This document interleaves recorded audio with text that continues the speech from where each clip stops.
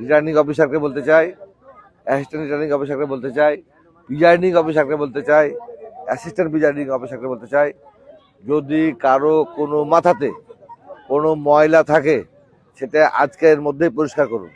কারণ এই নির্বাচনের আয়োজক বাংলাদেশের মানুষ। এরা মুখের সোনার চামচ অথবা রূপার কাঠি দিয়ে এই নির্বাচনের আয়োজন করে নাই। এই নির্বাচনের জন্য দেশে অনেক রক্তপাত হয়েছে এবং জেনোসাইড হওয়ার কারণে অনেকে নাম ঠিকানা এখনো নিশানা খুঁজে পাওয়া যাচ্ছে না। সুতরাং যারা এই সমস্ত কাজের মধ্যে থাকার চেষ্টা করছেন তাদেরকে বলি সাধু সাবধান, দেখে শিখাই ভালো। না হলে আগামী দিনে যদি কোনো রকম কোনো কিছু হওয়ার চেষ্টা করেন, করতে তো ইনশাল্লাহ পারবেন না, যদি চেষ্টা করেন জনগণ ওই ভোট সেন্টারেই আপনাদেরকে সমুচিত শিক্ষা দিবে।